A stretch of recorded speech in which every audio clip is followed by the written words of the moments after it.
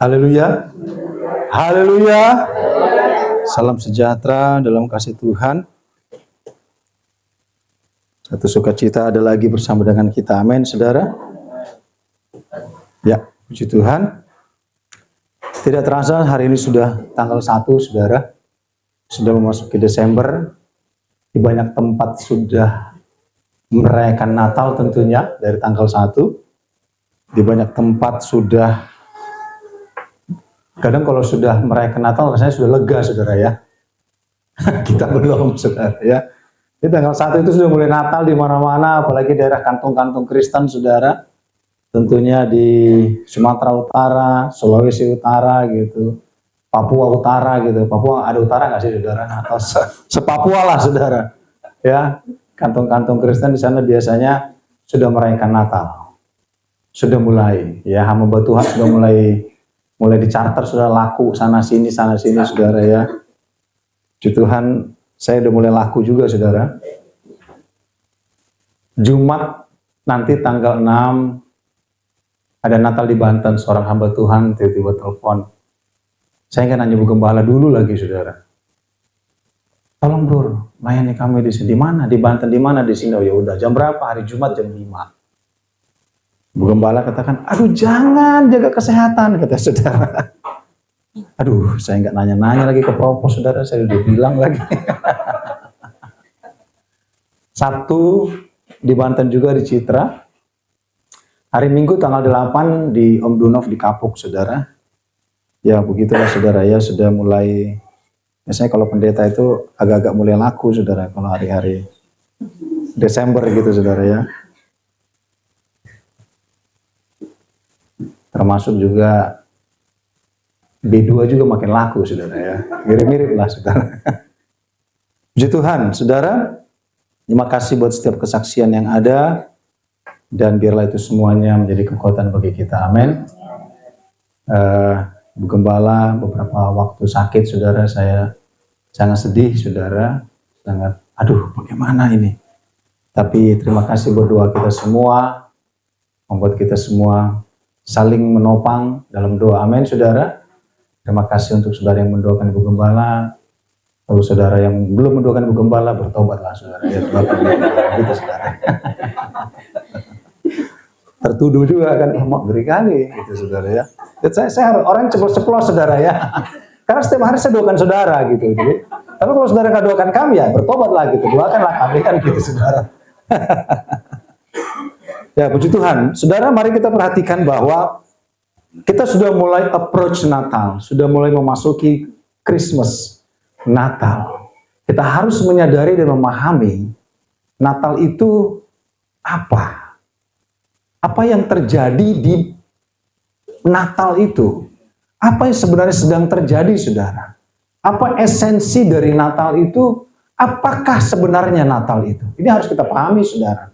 Kecuali kita anak sekolah minggu, pokoknya Natal ya dapat hadiah, dapat bingkisan, saudara. Tapi bagi kita yang sudah menjadi jemaat Tuhan, sudah dewasa dalam kerohanian, kita sudah harus memahami apa itu Natal. Saya akan mulai dari Injil Lukas, saudara. Harusnya Injil Matius, tapi saya akan loncat saja ke Injil Lukas, pasal 2, ayat 8 sampai 10. Injil Lukas, pasal 2, ayat 8 sampai 10, saya rindu kita memperhatikan bagian ini. Ya, judulnya Gembala-Gembala.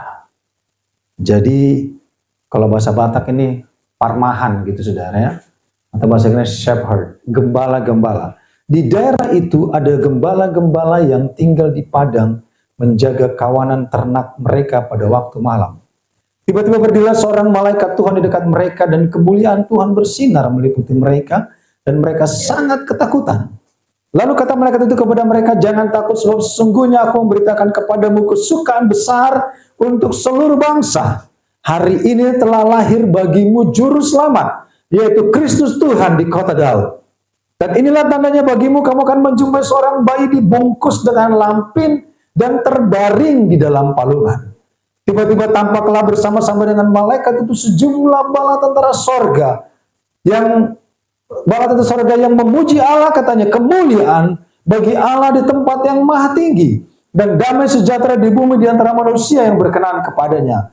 Setelah malaikat-malaikat itu meninggalkan mereka dan kembali ke sorga, gembala-gembala itu berkata kepada seorang kepada yang lain, marilah kita pergi ke Bethlehem untuk melihat apa yang terjadi di sana, seperti yang diberitahukan Tuhan kepada kita. Lalu mereka cepat-cepat berangkat dan menjumpai Maria dan Yusuf dan bayi itu yang sedang berbaring dalam palungan. Dan ketika mereka melihatnya, mereka memberitahukan apa yang telah dikatakan kepada mereka tentang anak itu. Dan semua orang yang mendengarnya heran tentang apa yang dikatakan gembala-gembala itu kepada mereka. Tetapi Maria menyimpan segala perkara itu dalam hatinya dan merenungkannya. Maka kembalilah gembala-gembala itu sambil memuji dan memuliakan Allah karena segala sesuatu yang mereka dengar dan mereka lihat semuanya sesuai dengan apa yang telah dikatakan kepada mereka. Amin, saudara. So, dimulai dari para gembala. Saudara, saya mau katakan Natal adalah perayaan. Natal adalah penyembahan dan persembahan. Dan terakhir, Natal adalah tangisan.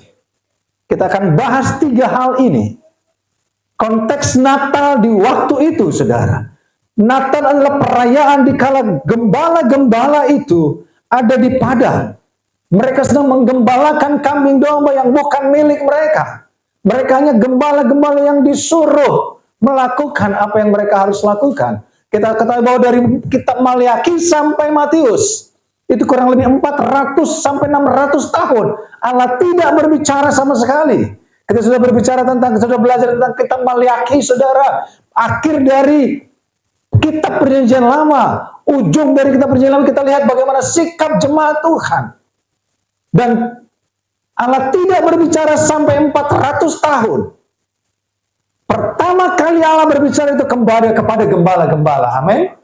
Suara Tuhan datang pertama kepada gembala-gembala. Saya mau katakan bahwa kejadian dalam Lukas pasal 2 adalah bentuk sebuah perayaan.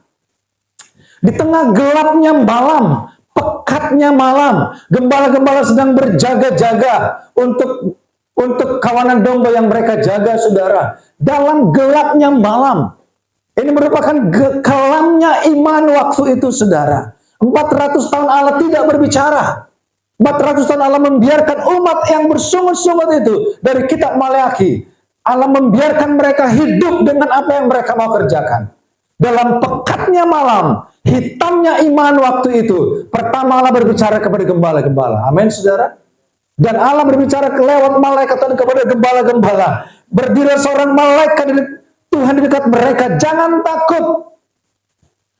Ayat 9, tiba-tiba berdiri seorang malaikat Tuhan di dekat mereka dan kemuliaan Tuhan bersinar meliputi mereka. Dan mereka sangat ketakutan. 10, lalu kata malaikat itu kepada mereka, jangan takut, sebab sesungguhnya aku memberitahukan kepadamu kesukaan besar untuk seluruh bangsa. Dimulai lagi komunikasi antara Allah dengan manusia. Dimulai lagi, saudara, hubungan Allah dengan manusia. Ada kabar sukacita, amin. Ada kabar sukacita untuk seluruh bangsa. Hari ini telah lahir bagimu juru selamat, yaitu Kristus Tuhan di kota Daud. Ayat 13 kita loncat, dan tiba-tiba tampaklah bersama-sama dengan malaikat itu sejumlah bala tentara sorga yang memuji Allah, katanya kemuliaan bagi Allah di tempat yang maha tinggi dan damai sejahtera di bumi di antara manusia yang berkenan kepadanya. Saudara, bayangkan dalam kelamnya malam, dalam pekatnya malam, dalam matinya iman 400 tahun, tiba-tiba langit terbuka, tiba-tiba bala tentara sorga berpasukan ada di sorga, amin. Paduan suara mereka bisa lihat di langit itu. Bala tentara sorga, paduan suara sorga menaikkan pujian kepada Allah. Itu perayaan, amin, saudara. Minggu lalu kita dengar firman Tuhan, setiap hal yang baik dalam hidup kita itu harus dirayakan. Amin, saudara. Banyak orang merayakan ulang tahun, dirayakan. Mereka makan-makan, mereka minum-minum, dirayakan. Undang atau tidak pendeta itu nomor 2, pokoknya kita rayakan gitu, saudara. Memang harus ada perayaan, saudara. Perayaan kecil, perayaan besar. Ini perayaan kelahiran Yesus anak domba Allah. Langit terbuka. Bala tentara sorga berpasukan.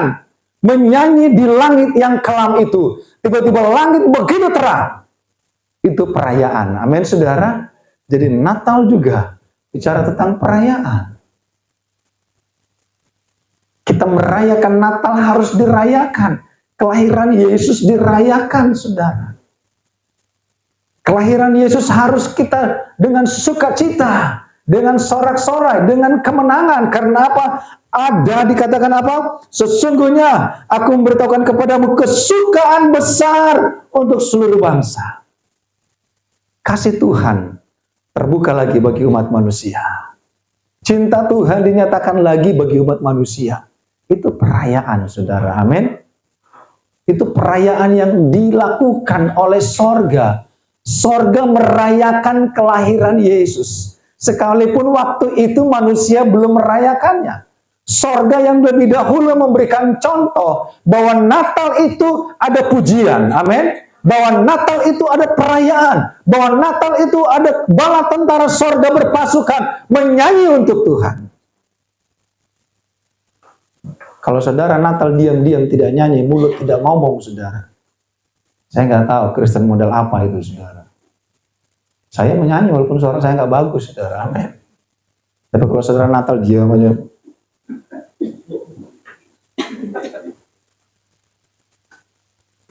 Jangan-jangan saudara Kristen versi Yahudi, saudara. Natal dirayakan, kita menyanyi untuk Tuhan, kita buka mulut kita, soldo, soldo. Memang harus begitu, saudara. Karena sorga udah tunjukkan dulu. Natal adalah perayaan. Natal adalah pujian kepada Tuhan. Amin. Bukan di kematian doang kita nyanyi, saudara. Banyak orang, apalagi kalau orang Batak yang meninggal, saudara. Waduh, dari pagi sampai malam itu nyanyi orang. Babo, babo, gitu, saudara. Nyanyi semua orang. Tapi kalau Natal gak gue nyanyi, jangan lagunya nyanyi. Gak bagus suaraku.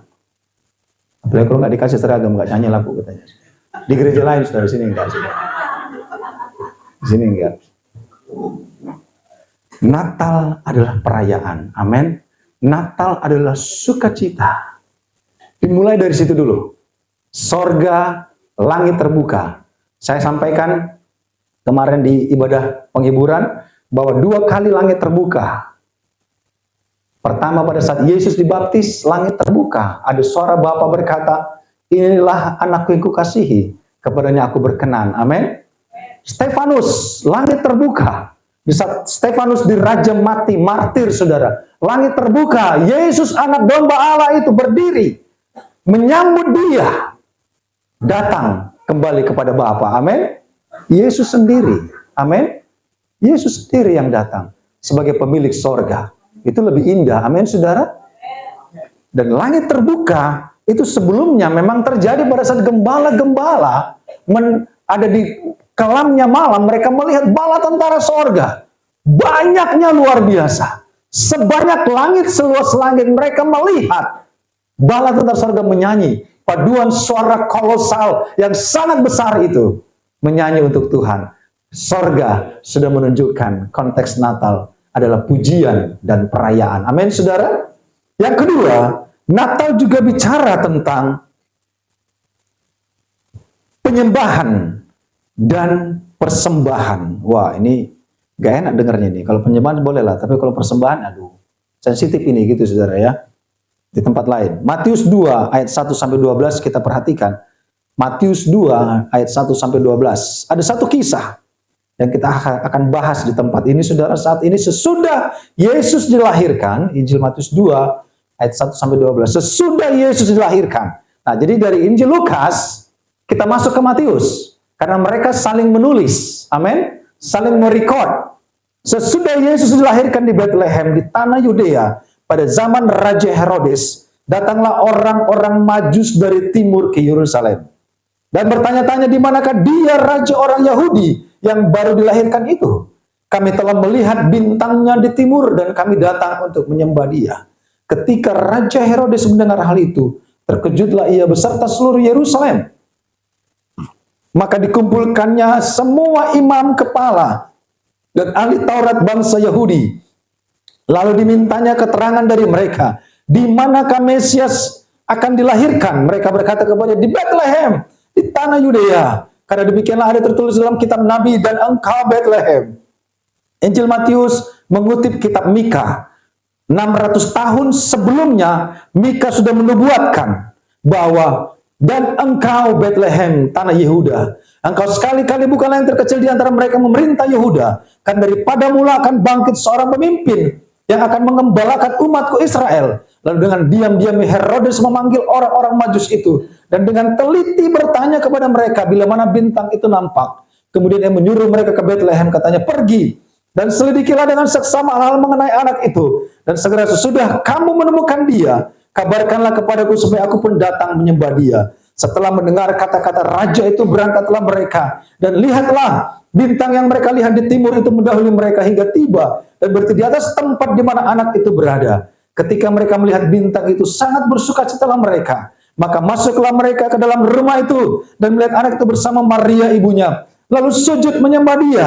Mereka pun membuka tempat harta bendanya dan mempersembahkan persembahan kepadanya, yaitu emas, kemenyan, dan mur. Dan karena diperingatkan dalam mimpi supaya jangan kembali kepada Herodes, maka pulanglah mereka ke negerinya melalui jalan lain. Amin, saudara. Natal adalah penyembahan dan persembahan. Orang Majus ini adalah orang pintar, saudara. Orang dari timur, notabene-nya dari Babilonia, dari Babel. Sebelum kita masuk kepada kitab Injil Matius, saudara, perjanjian lama, kita sudah bicara tentang 12 nabi di saat bangsa Israel diperbundak 70 tahun di Babel. Orang yang sama, bangsa yang sama, orang pintar dari universitas pimpinan Nabi Daniel waktu itu. Daniel menjadi rektor waktu itu, saudara. Bisa dia menjadi mahasiswa di Babel. Dan dia menjadi menteri keuangan, perdana menteri 3 raja Babel berturut-turut. Dan saudara, negeri ini melahirkan banyak orang-orang pintar. Dan orang inilah yang saudara melihat, mempelajari tentang perbintangan. Mereka bukan orang sembarangan. Mereka orang akademisi, saudara. Mereka berjalan dari Babel seperti Abraham dari Ur Kasdim, dari Babel, saudara. Mereka berjalan sampai ke Yerusalem. Karena mereka pelajari ilmu perbintangan. Bahwa akan ada seorang raja lahir, saudara. Sehingga alam pun mensupport keadaan itu. Mereka belajar, saudara. Orang Majus ini berjalan dari Babel. Hari demi hari, minggu demi minggu, bulan demi bulan. Banyak teolog berkata bahwa perjalanan mereka itu 2 tahun, saudara. Jadi bukan sebentar mereka ingin mempersembahkan persembahan mereka kepada sang raja itu. Mereka datang bukannya 3 orang. Mereka datang satu kelompok besar, saudara.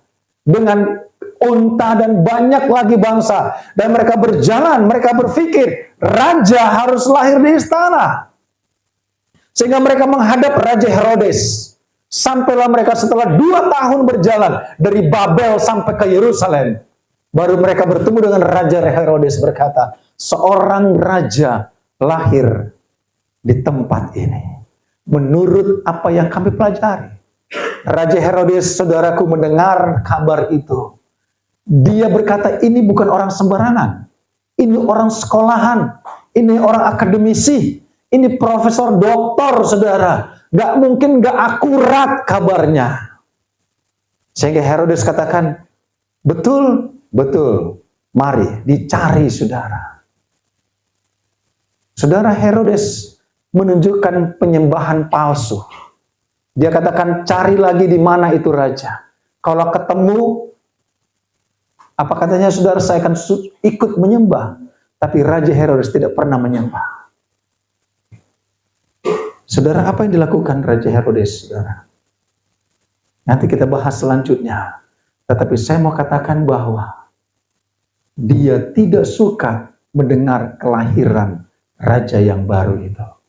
Dia tidak mau posisi dia diganggu, diusik, apalagi digantikan. Itu roh Herodes, saudara. Roh Herodes itu penyembahannya palsu. Penyembahan omong doang, saudara. Ya, nanti kita ke gereja ya. Ya, nanti kita ke gereja. Nanti kita ke gereja gitu, saudara. Nggak datang-datang. Penyembahan palsu. Dia katakan, cari anak itu, kalau ketemu nanti saya datang menyembah dia. Tetapi orang Majus ini, saudara, mereka berjalan. Mereka terus melakukan perjalanan mereka. Dan sampailah tiba mereka di tempat itu. Dan mereka berkata apa? Mereka mempersembahkan persembahan mereka, menyembah dengan emas, kemenyan, dan mur. Siapa orang Majus ini, saudara? Mereka tidak mengenal Yesus. Tetapi kadangkala kita melihat cara orang menyembah, membuat kita harus makin mengerti bagaimana penyembahan yang benar. Kadang kita enggak menghargai hadirat Tuhan. Kadang kita tidak mempersiapkan ibadah dengan begitu 100%, saudara. Kita menganggap persiapan ibadah itu hal yang sudah biasa. Nggak haruslah lengkap, saudara.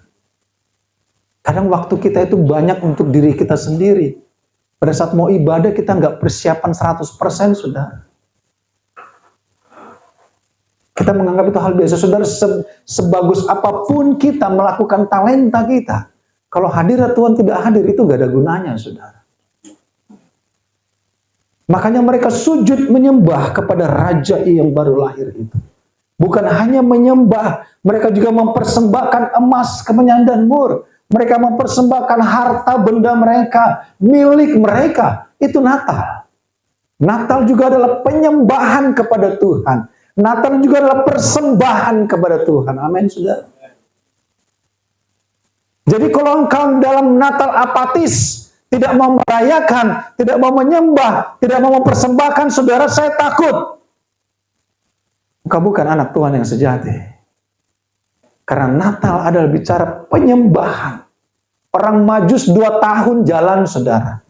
Orang 20 menit jalan ke gereja nggak mau, saudara. Tapi orang Majus 2 tahun berjalan, saudara. Dengan harta benda mereka. Mereka persembahkan datang kepada Tuhan. Dan mereka bukan orang sembarangan, saudara. Mereka datang menyembah. Mereka melihat bahwa telah lahir anak itu.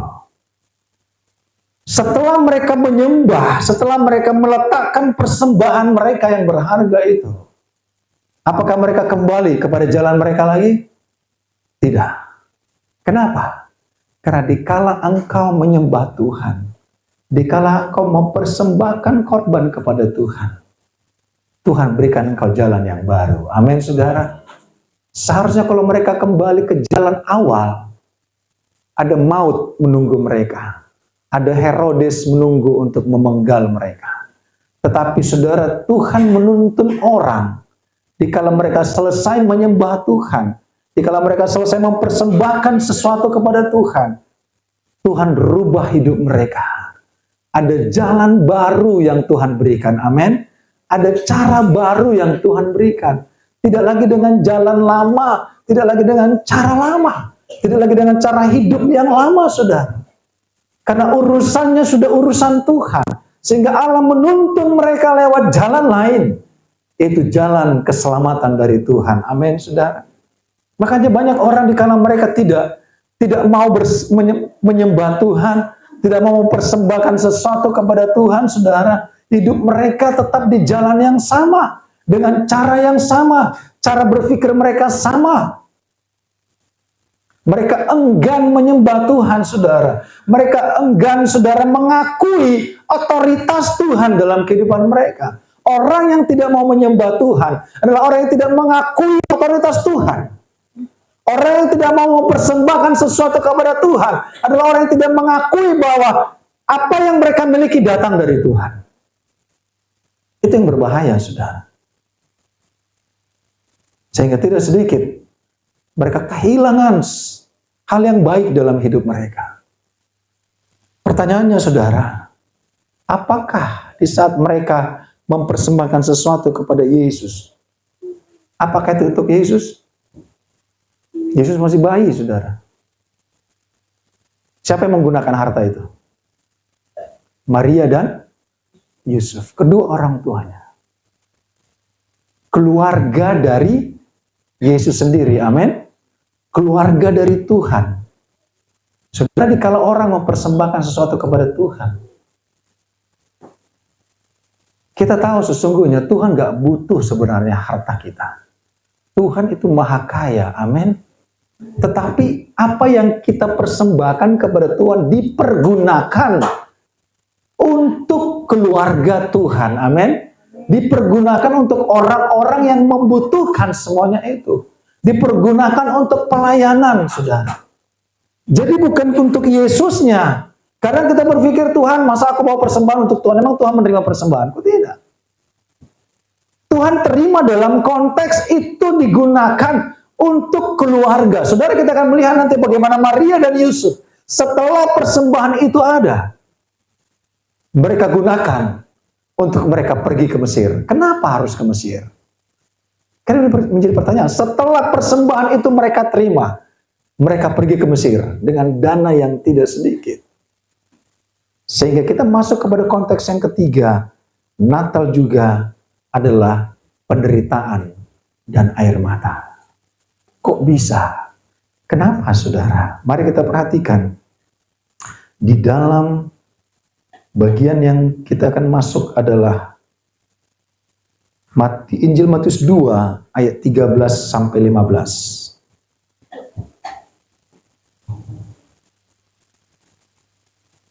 Setelah orang-orang Majus itu berangkat, nampaklah malaikat Tuhan kepada Yusuf dalam mimpi dan berkata, "Bangunlah, ambillah anak itu serta ibunya, larilah ke Mesir dan tinggallah di sana sampai aku berfirman kepadamu. Karena Herodes akan mencari anak itu dan untuk membunuh dia."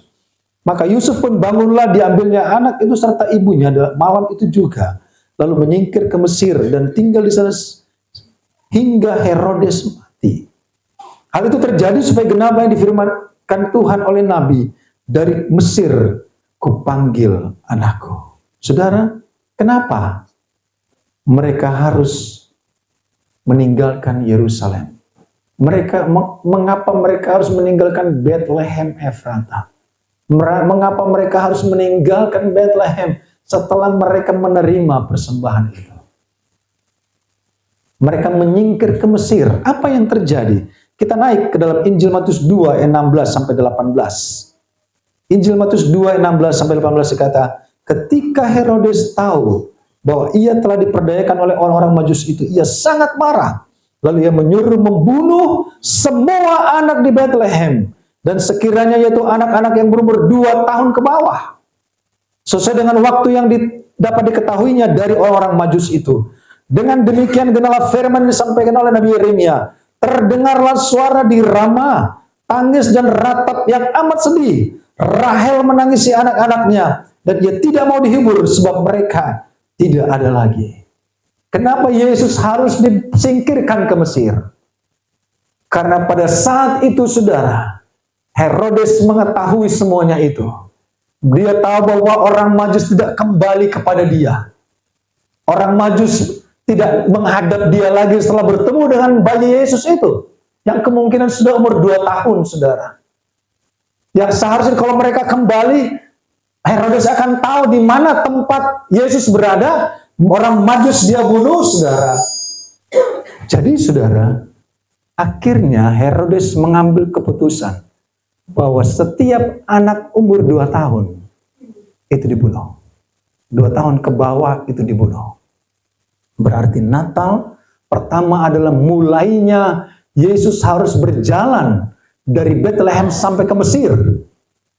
Itu perjalanan sama dengan perjalanan bangsa Israel 40 tahun, saudara.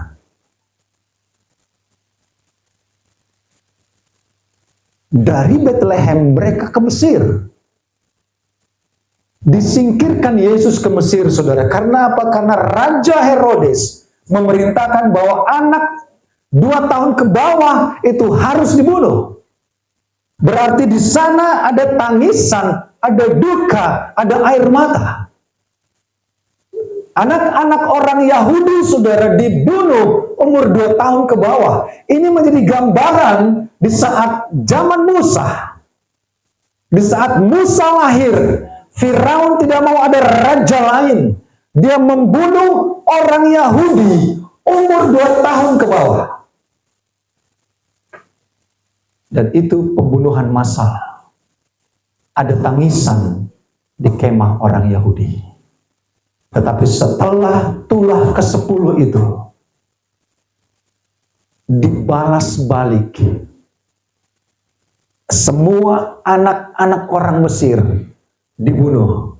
Tetapi orang-orang yang memiliki tanda darah di palang pintunya, mereka ada dalam perayaan dan sukacita. Amin. Dikala orang Yahudi berpaskah, di dalam sukacita, di luar ada duka, di luar ada kematian. Natal pun, saudara, bisa membawa duka. Semua anak umur 2 tahun orang Yahudi harus dibunuh. Pertanyaannya, mengapa itu terjadi? Saudaraku, Natal juga, Natal adalah dimulainya keselamatan bagi engkau dan saya. Tapi Natal juga dimulainya penghukuman bagi mereka yang tidak mau menyembah Tuhan. Bukankah seharusnya orang Yahudi yang terlebih dahulu menyembah Yesus lewat setiap nubuatan kitab ribuan tahun yang mereka terima dan pelajari, tapi mereka tidak datang menyembah, yang menyembah bangsa lain. Natal bicara dimulainya keselamatan, tapi Natal juga bicara dimulainya penghukuman, saudara. Sehingga bangsa Yahudi harus berteriak. Mereka yang tidak menyembah Yesus dengan benar, mereka yang tidak menghargai Natal, mereka yang tidak menghormati Natal, ada duka, ada kematian di bangsa itu, karena mereka tidak memberikan persembahan yang benar dan penghormatan yang benar kepada Tuhan. Jadi saudara, kita harus memahami bahwa Natal bicara perayaan besar. Sorga menunjukkan bahwa Natal adalah perayaan yang besar. Pujian penyembahan kepada Tuhan. Orang Majus menggambarkan Natal sebagai penyembahan dan persembahan. Tetapi lewat itu Herodes juga menyampaikan bahwa Natal adalah duka cita dan kematian. Kita tidak mengerti mengapa itu terjadi. Mengapa harus terjadi bahwa ada di tengah-tengah bangsa Yahudi ada duka yang mendalam. Anak umur 2 tahun ke bawah semua dibunuh oleh Herodes. Tetapi Yesus disingkirkan ke Mesir. Amin, saudara. Saudara, penghukuman itu sudah ada di depan mata.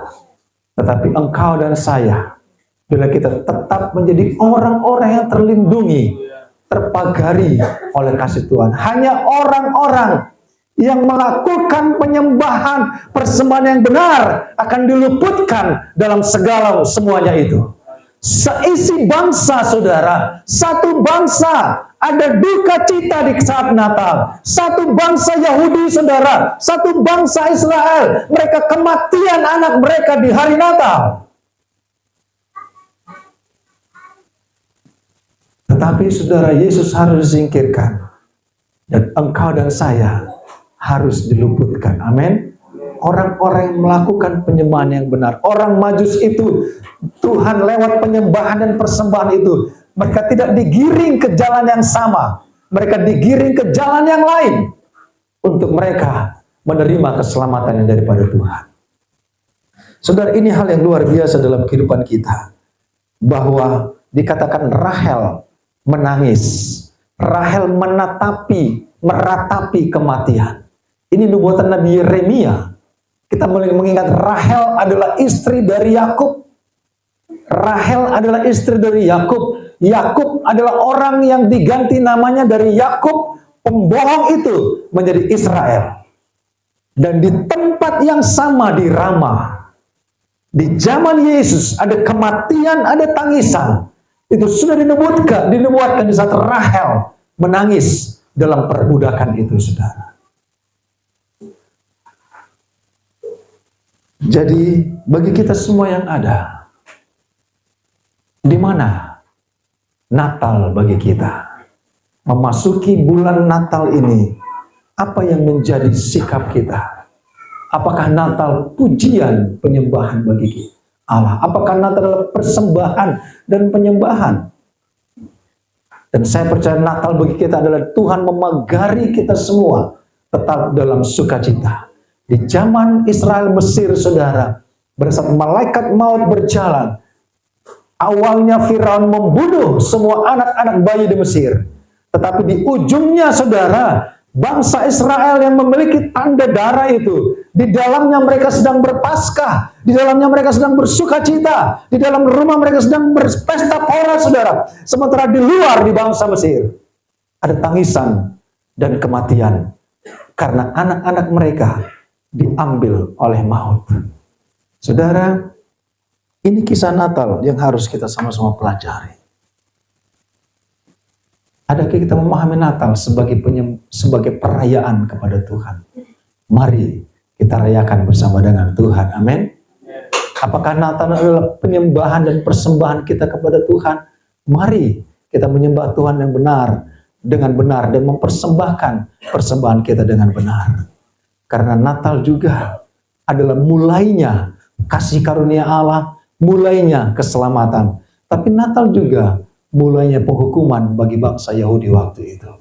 Bayangkan betapa pilunya mereka. Kelahiran Yesus adalah kematian bagi anak-anak mereka. Kelahiran juru selamat adalah malapetaka bagi mereka yang tidak mengerti kebenaran firman Tuhan. Di tangan mereka ada kitab para nabi selama ribuan tahun, tapi mereka tidak datang menyembah. Mereka hanya berpaling, melupakan, tidak mengindahkan Natal yang sesungguhnya. Sehingga ada tangisan di kemah-kemah mereka. Tetapi bagi kita semua, Natal adalah kasih karunia. Amin. Natal adalah dimulainya cinta Tuhan. Komitmen Allah dimulai. Yesus yang adalah anak Allah, yang mempunyai sorga dan langit dan bumi. Dia memulai hidupnya dalam penderitaannya bersama dengan manusia. Selama 33,5 tahun lebih, saudara. Dia memulai hidup seperti manusia. Bayangkan Yesus 2 tahun berjalan, sudah berjalan dari Bethlehem ke Mesir. Perjalanan yang dilakukan balik dari nenek moyangnya, dari Mesir ke tanah Kanaan. Dia pun berjalan. Orang Majus berjalan 2 tahun untuk dapat menyembah Yesus dan mempersembahkan persembahan mereka. Natal adalah kisah di mana semua orang harus meresponi, baik meresponi secara positif maupun meresponi secara negatif dalam kehidupan mereka. Mari saudara, apakah Natal bagi engkau dan saya? Apakah Natal sesuai yang harus kita mulai menyembah Tuhan dengan benar, menghargai dan menghormati kehadiran Tuhan, mempersembahkan persembahan yang benar kepada Tuhan? Saya percaya Natal bukan penghukuman bagi kita. Natal bukan perpisahan bagi kita. Natal bukan duka cita bagi kita. Natal adalah perayaan dan sukacita bagi kita semua. Amin, saudara. Mari kita yang ada, posisikan dirimu. Sekalipun orang Yahudi adalah orang yang harusnya menyembah, tapi justru orang lain yang datang menyembah Tuhan. Dan mereka diselamatkan. Sementara bangsa itu harus menerima ganjaran dari Tuhan. Satu kota penuh dengan tangisan. Satu bangsa penuh dengan tangisan. Karena sikap mereka yang tidak menghormati dan menghargai Natal itu sendiri. Saudara, seberapa banyak orang bahkan tetap dalam penderitaan mereka. Bahkan selama bulan Desember sekalipun, saudara. Penderitaan pasti ada. Tetapi kalau engkau adalah orang-orang yang menyembah Tuhan dengan benar, mempersembahkan korbanmu dengan benar, merayakannya dengan benar, kita akan luput dari semuanya itu. Amin, saudara. Kita akan terpagari dan terjagai oleh Tuhan dari semuanya itu. Kita bangkit berdiri, saudara.